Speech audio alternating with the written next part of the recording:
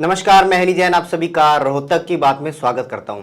आज खास मुलाकात में हमारे साथ युवा छात्र नेता हैं दीपक धनखड़ जी, जो पिछले काफ़ी साल से और बेसिकली काफ़ी वक्त से आप कह सकते हो कि इस समय रोहतक में और हरियाणा की राजनीति में भी अगर हम कहें तो छाए हुए हैं। सीएम का विरोध ये लगातार करते हैं। जब भी रोहतक जो सीएम है मनोहर लाल खट्टर जी जब भी रोहतक आते हैं तो ये हमेशा विरोध करते हैं। तो पहला सवाल इनसे यही लेंगे और साथ में मैं आपको याद दिला दूं, पिछले दिनों जब सीएम साहब रोहतक आए थे तब इन्होंने एमडीयू में विरोध किया था। उसके बाद इनको हिरासत में भी ले लिया गया था, केस भी हुआ था। अनुराग डांडा जी और बाकी जो आम आदमी पार्टी के नेता हैं वो थाने में भी पहुंचे थे, काफी हंगामा हुआ था। तो आप सीएम साहब का विरोध क्यों करते हो? आपका स्वागत करते हुए मैं ये पूछता हूँ आपसे पहले।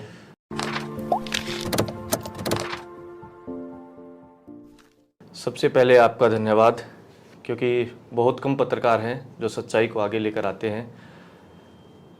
मैं व्यक्तिगत तौर पर किसी पार्टी, किसी व्यक्ति का कोई विरोध नहीं करता।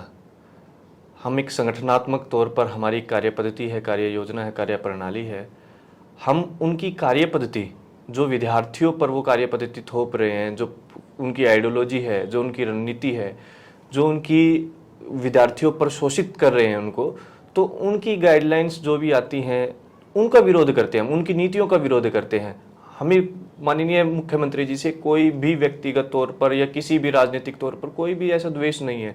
हमारा मानना है कि अगर विद्यार्थियों की बात, युवाओं की बात और प्रदेश के नौजवानों, किसानों, सबकी बात अगर वो करेंगे, मुद्दे की बात करेंगे और जनता के हित की बात करेंगे तो हम उनका विरोध क्यों करेंगे? लास्ट टाइम जो आपने विरोध किया था वो किस लिए किया था? जो पर्चों पे लिखा हुआ था, पर्चे फेंके गए थे, उस पर्चों में क्या लिखा था बेसिकली? उसमें हमारी बेसिकली 6 मांगे थी, जो पर्चे हमने वहां पर उछाले थे और एक ज्ञापन के माध्यम से। उससे पहले हम ज्ञापन देने गए थे, लेकिन ज्ञापन हमारा स्वीकार नहीं किया गया। हमें वहां से वापस भेज दिया गया कि मुख्यमंत्री जी आपका ज्ञापन नहीं लेंगे।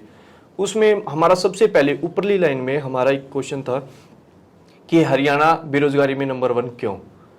उसके बाद इन्होंने लड़कियों के लिए 600 बसों की घोषणा, हमने पिछले 5 साल से लगातार प्रदर्शन कर रहे हैं कि जैसे दिल्ली में अरविंद केजरीवाल जी ने महिलाओं के लिए बस फ्री कर रखी है, अब पूरे हरियाणा की महिलाओं के लिए तो नहीं कर सकते, क्योंकि इनको उस चीज़ के बारे में पता ही नहीं है। कम से कम आप पढ़ने वाली लड़कियों के लिए हर एक गांव से लेकर कॉलेज, शिक्षण संस्थान, स्कूल तक, यूनिवर्सिटी तक लड़कियों के लिए बसें चलाएं। तो इन्होंने 600 बसें पिछले 3 साल पहले रक्षाबंधन पर स्वीकार की थी हमारी बात।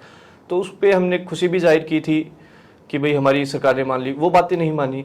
उसके बाद स्कूल, कॉलेज और यूनिवर्सिटी में सालों से, पिछले अगर हम 8-7 साल से बात करें तो यूनिवर्सिटीज़ में भी, कॉलेजेस में भी कोई भी लेक्चरर की या टीचर्स की कोई भी पोस्ट नहीं निकल रही हैं।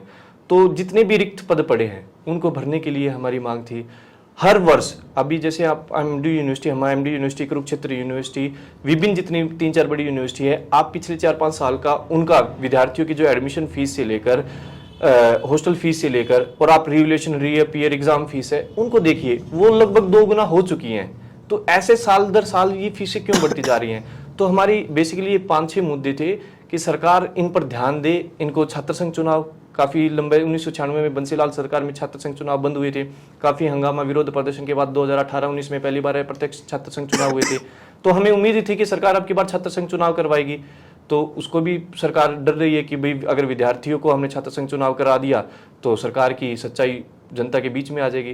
तो ये कुछ बेसिकली हमारे मुद्दे थे, वही हमने क्वेश्चन मार्क लगाकर और वो पर्चे उछाले थे कि ताकि पब्लिक को, जनता को और सरकार तक हमारी बात पहुंच सके। क्योंकि हमें मिलवाया तो जा नहीं रहा था, मुख्यमंत्री जी मिलना नहीं चाह रहे थे। और शर्म की बात तो ये है, जिस दिन हम मुख्यमंत्री जी से खड़े होकर मैंने कहा कि सीएम सर आपके पास मैं 3 बार आ चुका हूं, या तो मेरे को पहले ही हिरासत में ले लेते हैं, या इससे पहले एक बार जब इसी ऑडिटोरियम में सेम वहीं पे हम बैठे थे और वहां पर 60 लड़कियों ने, 60 गर्ल्स ने खड़े होकर और यही नारे के साथ खड़े होकर उन्होंने विरोध प्रदर्शन, नारेबाजी की थी। उन लड़कियों को 7-8 बजे तक यहाँ पर थाने में, महिला थाने में बंद रखा। रात को 6 बजे के बाद तो रख भी नहीं सकते, 8 बजे तक बंद रखा। अगले दिन से उनके पेरेंट्स को बुला दिया कि आपके बच्चों का नाम काटेंगे। मतलब स्टूडेंट्स पे प्रेशराइज किया, विद्यार्थियों की बात नहीं सुनी। लड़की कह रही थी कि भी हमें बस की रिक्वायरमेंट है। तो ये मुद्दे थे जो हम मजबूर थे। हमारी कोई सरकार से, किसी व्यक्तिगत मुख्यमंत्री से कोई भी ऐसा द्वेष नहीं है, लेकिन जब तक विद्यार्थियों की आवाज दबाते रहेंगे तो एक समय तो अभी विरोध कर रहे हैं, ये अलग तरीका था। इसके अलग और काफी भी तरीके हैं। जब भी माननीय मुख्यमंत्री जी एमडी यूनिवर्सिटी आएंगे और विद्यार्थियों की बात नहीं सुनेंगे तो हम निरंतर तौर पर ये करते रहेंगे। अच्छा, इसी आपकी बातों से ना 2 सवाल निकल के आए हैं। पहला सवाल तो ये निकलता है कि भाजपा वाले विशेष तौर पर और कुछ वैसे लोग भी ये कह रहे हैं कि ये तरीका ठीक नहीं था। सीएम साहब का कार्यक्रम चल रहा है, आप ऐसे कैसे कर सकते हो। दूसरा तो सवाल ये निकलता है, थोड़ा अलग टाइप का सवाल है, जो शहर में काफी चर्चा का विषय बना हुआ है कि आप लोग पहुंचे कैसे, जब आप खुद कह रहे हो कि आपको पहले मिलवाया जा रहा था दूसरी जगह पे, फिर वहां से कैंसिल कर दिया गया। और आपकी जो पास्ट अगर कोई भी देखेगा, सीआईडी होती है, पुलिस होती है, सबको पता है आप कुछ हंगामा करोगे। और आपने सोशल मीडिया पे पहले भी डाला हुआ था कि मैं करने जा रहा हूँ ये काम, फिर भी आप वहां कैसे बैठ गए आके, ये भी लोग सवाल पूछ रहे हैं। ठीक है, जो आपने पहले कहा कि भाजपा वाले और या कुछ अन्य लोग ये कह रहे हैं कि भाई ये तरीका गलत था, तो जब हमें ये हिरासत में लिया गया और अगले दिन कोर्ट में पेश किया गया, माननीय अदालत जज साहब का भी पुलिस से यही क्वेश्चन था कि भाई जब ये विद्यार्थी मिलने के लिए माननीय मुख्यमंत्री जी से इन्होंने अपने पर्चे जो फेंके, उसमें हमने नीचे भी एक लाइन लिखी थी, 2 लाइनों में, कि हमारा कोई उद्देश्य नहीं था इस प्रकार से विरोध प्रदर्शन करने का, लेकिन हम मजबूर थे, हमारा कर्तव्य है विद्यार्थियों की और समाज की आवाज उठाना, लेकिन हम मजबूर थे, हमारी बात नहीं सुनी गई, तो ये तरीका हमने अपनाया। तो जहां तक कि वो तरीके की बात है, जज साहब ने भी पुलिस पे फटकार लगाते हुए पूछा कि भाई जब ये मिलने के लिए बातचीत के माध्यम से आपके बीच में जा रहे हैं, आपसे बात करना चाह रहे हैं और आप इनकी बात नहीं सुन रहे हो, तो आप हमें तरीका बताओ कि विरोध प्रदर्शन के अलावा कौन सा तरीका से ये अपनी बात सरकार तक पहुंचा सकते हैं कि सरकार इनकी बातें सुने, इनकी बातें माने। ये हमारे एक विरोध का, और वहां पर विरोध का भी नहीं था, वहां पर हमने सबसे पहले भारत माता की जय, वंदे मातरम, इनकलाब जिंदाबाद, और उसके बाद हमने हरियाणा सरकार की नीतियों मुर्दाबाद कहा था। ना हमने खट्टर सरकार कहा, ना हमने किसी व्यक्तिगत का नाम लिया, ना हमने बीजेपी का नाम लिया। हमें किसी पार्टी व्यक्तिगत का कोई विरोध नहीं है। हमने सरकार की जो नीतियां विद्यार्थियों और युवाओं को लेकर वो जो कर रहे हैं, किसान, मजदूर और मध्यम परिवार के जो विद्यार्थी जो कॉलेज यूनिवर्सिटी में पढ़ना चाह रहे हैं, हर साल फीस वृद्धि हो रही है, तो उनकी समस्याओं के समाधान के लिए हमने जो ये प्लान किया था, ये भी एक एट ए टाइम आपने पूछा, दूसरा सवाल इसी में कनेक्ट करके, वही शहर के लोगों में ये है। तो हम कभी भी ये नहीं है कि मुख्यमंत्री जी से हम पहले नहीं मिले हैं, 3-4 बार हमने ज्ञापन भी दिए हैं कुछ विषय पर लेकर, तो हमारे कुछ के समाधान हुए भी हैं। ऐसा नहीं है कि हमारे कुछ के समाधान नहीं हुए, कुछ के समाधान होते भी हैं। काफी बार हमने प्रदर्शन किए, तो उसके बाद हमारे डेलीगेट्स 4-5 कॉलेजों के स्टूडेंट यूनियन प्रेसिडेंट हमें बुला के जब मिलवा दिया जाता था। लेकिन पिछले 1-1.5 साल से पता नहीं उनके ब्यूरोक्रेट्स ये चीज कर रहे हैं या सरकार की नीति या कि भी हमें जनता से नहीं मिलना है। जैसे आईसी कॉलेज में गए थे, उससे पहले हम वहां पर 30-40 लड़कियां क्वेश्चन पूछने के लिए गई थी, तो हम सभी को वहां पर हिरासत ले लिया जनसंवाद के टाइम पे, मुख्यमंत्री जाने के बाद छोड़ा। तो जब वहां पर हम कभी भी हमारा कोई प्रोग्राम होता है, तो उसके बाद पहले हम स्टूडेंट्स को इसके बारे में अवगत कराते हैं, भाई ये हमारे मुद्दे हैं। उसके बाद हम करते हैं सीआईडी को इन्फॉर्म करते हैं, वहाँ का जो पुलिस प्रशासन है उसको इन्फॉर्म करते हैं, और जो हमारी यूनिवर्सिटी का प्रशासनिक अधिकारी हैं उनको इन्फॉर्म करते हैं कि भाई हम ऐसे ऐसे हमारी मांगे हैं और हम मुख्यमंत्री जी से मिलकर अपनी बातें रखना चाहते हैं, कि ताकि मुख्यमंत्री जी के संज्ञान में जाए कि विद्यार्थी कैसे परेशान है और इनके क्या मुद्दे हैं। तो उसको लेकर सीआईडी ने हमें कहा कि भाई आ जाओ, अब की बार आपको 100% मिलवा दिया जाएगा। चलो ठीक है, तो हम बातचीत के माध्यम से चले जाते हैं। वहाँ हमारा एक और साथी था, काफी स्टूडेंट्स थे वहां पर, ये मैं पहली बार आपके कैमरे पे ही बता रहा हूँ। ठीक बात है, यही सब जानना चाहते हैं, मैं आपको सही बताऊं तो, कि हम वहाँ 2 लोग नहीं थे, हम वहाँ 30-40 बंदे थे। आम आदमी पार्टी के? नहीं, आम आदमी पार्टी के नहीं। अच्छा, CYSIS छात्र युवा संघर्ष समिति के जो स्टूडेंट विंग है, हम 30-40 बंदे थे। लेकिन जो हमने पिछला इंसिडेंस हुआ, वहां पर 60 लड़कियां थी, कैसे उनको परेशान किया गया, कैसे उनके पेरेंट्स को परेशान किया गया और केस लगवाया गया, तो मेरे को खुद ये लगा कि भाई इनको करना वही काम है कि भाई सभी को हिरासत में लेंगे, पेरेंट्स को बुलाएंगे, पेरेंट्स पे प्रेशराइज करवाएंगे। तो हम स्टूडेंट्स को परेशान नहीं करना चाहते थे, मुद्दे हमारे वहीं थे। तो हमने कहा था कि अगर कोई ऐसा वहां पर पुलिस कोई बदतमीजी करने लग जाए या कुछ और सेकंड वे में सरकार हमें लेने लग जाए, तो वहां पर आप आगे आ जाना, अदरवाइज आप आराम से बैठकर वहां पर पूरा वॉच करो कि भाई क्या हो रहा है क्या नहीं हो रहा है। तो हम 3-4 लोगों का डेलीगेट, सीएम सर वहाँ पर आए, हमें फैकल्टी हाउस बुला गया एमडी यूनिवर्सिटी। हम फैकल्टी हाउस में चले गए। फैकल्टी हाउस में जाने के बाद माननीय मुख्यमंत्री जैसे ही पहुंचे, तो काफ़ी लाइन लगी लोगों को मिलने के लिए। तो हमें लगा कि हाँ आज मिलवा देंगे हमें, और हमारी ये मांगे हैं। तो हम क्वेश्चन भी पूछेंगे कि सर हम इस मुद्दे पर, हाँ आपसे छात्र संघ चुनाव को लेकर, बसों के मुद्दे को लेकर, फीस वृद्धि के मुद्दे को लेकर, ये तो 2-3 और रोजगार के मुद्दे को लेकर, ये 3-4 मुद्दे ऐसे हैं, इनको लेकर हम पहले भी मिल चुके हैं कि सर हमारा समाधान नहीं हुआ, इनका कब तक समाधान होगा। तो 15 मिनट तक सीएम सर लोगों से मिलते रहे, पार्टी के लोगों से मिलते रहे, बाहर के भी अधिकारियों से मिलते रहे, लेकिन हमसे नहीं मिले। उसके बाद आधे घंटे तक उनका लंच चला, लगभग आधा-पौना घंटा वो वहाँ पर रहे। अगर उनकी मंशा होती कि विद्यार्थियों के कुछ मुद्दे हैं, विद्यार्थियों की कुछ समस्याएं हैं, तो उनसे मिलना चाहिए। तो हमसे नहीं मिले। उसके बाद वो वहाँ से प्रशासनिक अधिकारियों ने हमें कहा कि भाई आपसे नहीं मिलने दिया जाएगा, तो हमें वहाँ से भेज दिया गया। और उन्होंने खुद कहा कि अब तो मुख्यमंत्री जी ऑडिटोरियम में गए, अभी मिलने का कोई चांस होगा तो वहाँ होगा। लेकिन उसी समय हमारे दिमाग में ये आ गया था कि भाई हम अपने बंदे वहाँ पे बिठा रखे हैं, एक रास्ता वहाँ से। तो वहाँ मैंने अंदर जो अपने साथी बैठे थे उनको फ़ोन किया कि भाई, उन्होंने कहा कि विज्ञापन ले लिया आपका, आपकी मांगे सुनी, मगर नहीं सुनी और हमें वापस भेज दिया। तो वहाँ पर हम पहुँच गए, उन्होंने अंदर से गेट खोला और वहाँ पुलिस अधिकारी की किसी ड्यूटी नहीं थी। हम शांतिपूर्वक तरीके से वहाँ भी सीएम सर 2 मिनट के लिए ऑडिटोरियम में आए और फिर किसी कार्यक्रम में, शहर में किसी कार्यक्रम में चले गए। तो हमें एक बार तो निराशा हुई कि यार आज तो नहीं मिल पाएंगे और ना प्रदर्शन कर पाएंगे, वो तो गए। लेकिन बाद में पता लगा कि वो आएंगे, वापस आएंगे। तो मैं स्टेज के बैक साइड में चेयर्स लगी रहती हैं, वहाँ पर आराम से बैठ गया और मैं इंतजार करता रहा, क्योंकि मैं फ्रंट में अगर बैठ जाता सारी किसी ने ध्यान नहीं दिया। मैं आपको टोक रहा हूँ, इतने सारे पुलिस वाले होते हैं, सीआईडी वाले होते हैं, सब आपका चेहरा जानते हैं। यही था कि वो पर्दा लगा हुआ था और मैं स्टेज के बैक साइड में, जहाँ पर सिंगर्स या जो भी पार्टिसिपेंट होते हैं, परफॉर्म करते हैं, तो वो बैठते हैं। तो मैं उनके बीच में जाकर एक सामान्य तरह से बैठ गया, क्योंकि अगर मैं स्टेज के सामने आ जाता तो वहाँ लगभग सभी पुलिस अधिकारी, सभी सीआईडी के लोग, सभी यूनिवर्सिटी प्रशासन सब जानते हैं कि भाई ये बंदा कुछ करेगा, तो वहाँ पर मेरे को तभी रोक देते।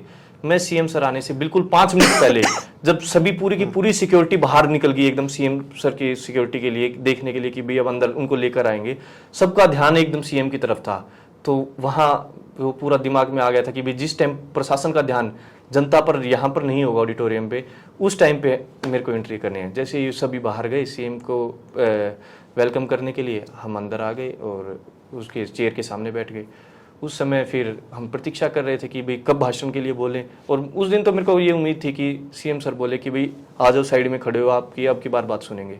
लेकिन वही रवैया, अब की बार फिर गिरफ्तार करेंगे, ले जाओ इसको, ले जाओ। और फिर रात को आपने वो देखा ही कि पूरी रात क्या हंगामा हुआ थाने के बाहर। अच्छा, मेरा भी ये जो छात्र संघ चुनावों की आप लगातार बात कर रहे हैं, हरियाणा में इसको लेकर लगातार राजनीति हो रही है। जजपा इस समय सरकार में है भाजपा के साथ, लेकिन वो भी लगातार विरोध प्रदर्शन की बातें कर रहे हैं, आंदोलन करने की बात कर रहे हैं कि भी हम भाजपा के ऊपर दबाव बनाएंगे, और ये सब चीज़ें चल रही हैं। लेकिन एक जो धड़ा एक ऐसा भी है जो कहता है कि चुनाव नहीं होने चाहिए, इससे जो एमडीयू है या कॉलेज है, यूनिवर्सिटी, उनका माहौल खराब होता है, बच्चे करते हैं। इस पे भी आपकी क्या राय है, और छात्र संघ चुनाव क्यों जरूरी है, ये भी हम जानना चाहेंगे।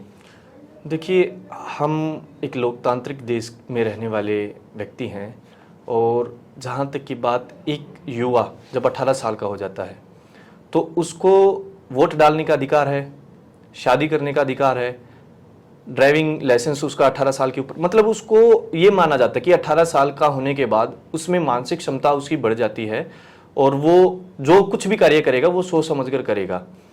तो छात्र संघ चुनाव, इस अगर आप यही करो तो आप लोकसभा विधानसभा के चुनाव देख लो, क्या उनमें दंगे, लड़ाई झगड़ा उनमें नहीं होते? क्या उनमें माहौल खराब नहीं होता?